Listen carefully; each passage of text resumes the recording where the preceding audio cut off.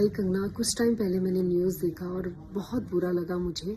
इस चीज़ का बुरा नहीं लगा कि आपने मुझे बोला। आप तो हर किसी शख्स को बोलती हो, कोई नई चीज़ नहीं है। तो आपका बोलना मेरी नज़र में वो इतना इतना इम्पोर्टेंट नहीं है, ना उसकी वैल्यू है मेरे लिए।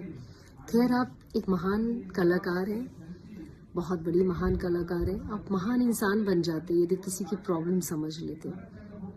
आपको ये नहीं पता कि ये लड़ाई पैसे की नहीं है, ये लड़ाई किसी के बंगले की नहीं, ये लड़ाई किसी प्रॉपर्टी की नहीं है। ये लड़ाई एक माँ की बच्चे को बचाने के लिए, जो उसकी कस्टडी चाहती है।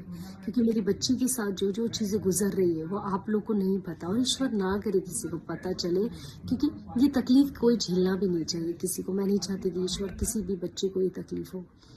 मेरे 2 मासूम बच्चे हैं, उसमें से एक मेरी बच्ची के साथ 2012 में जो चीज़ हुई थी, जो बहुत जल्दी वो भी कोर्ट में है, जो इस आदमी ने उस चीज़ को भी नकारा।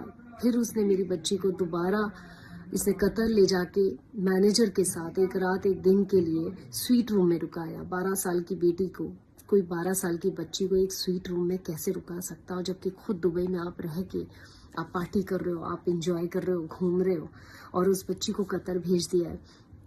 तो ये सब चीज़ें मैं देख रही थी। इसके अगेंस्ट जाके मैंने जब ये चीज़ें किया है, तो उनको उनका भड़कना, उनको ये लगा कि मेरे पास पावर है, पैसा है, बच्चे की कस्टडी मैं लूँगा।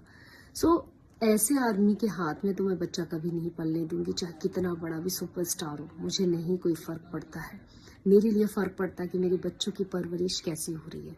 चाहे आप मेरे को कितना बदनाम कर लो, बेस्ट प्यारा हिंदुस्तान की रख लो, बेस्ट दोस्त जो आप जैसे लोग हैं जो उनके साथ रह ले, मुझे कोई फ़र्क नहीं पड़ता किसी के कहने से या किसी के बोलने से। मुझे फ़र्क पड़ता है कि मेरे बच्चे किस जगह पल रहे हैं, किस लोगों के हाथ में पल रहे हैं। और एक बार हो गया मेरी बच्ची के साथ, अब दोबारा कभी नहीं होने दूंगी मैं ये सब चीज़ें। और रही बात मेरे बेटे की, तुम तो इतना गिर चुके हो नवाज, इतना गिर चुके हो कि इतना मासूम बच्चे के लिए तुम बोल रहे हो कि वो बच्चा मेरा नहीं है, या तुम लिव-इन में थे। तुम इतना गिर चुके हो कि तुम्हारी तो मैं बात ही नहीं करूँगी यार। क्योंकि जिस आदमी की सोल, उसकी अंदर का जो सोल, उसकी जो रोशनी होती है, वो सब जल चुकी है, खाक हो गई तुम्हारे अंदर। वो बहुत जल्दी लोगों के सामने आएगा। चाहे तुम मुझे कितनी भी प्यार के थ्रू मुझे बदनाम कर लो, या मीडिया के थ्रू जो भी बदनाम कर लो, मेरे पास पैसा नहीं है, पावर नहीं है, इसलिए मैं शायद ये प्लेटफॉर्म यूज़ करती हूँ। और बहुत जल्दी सच्चाई पता चलेगी आप सबको, क्योंकि जिस तकलीफ से मैं गुजर रही हूँ, ईश्वर किसी को ना गुजरे, मतलब किसी शख्स पे ये तकलीफ आए। एज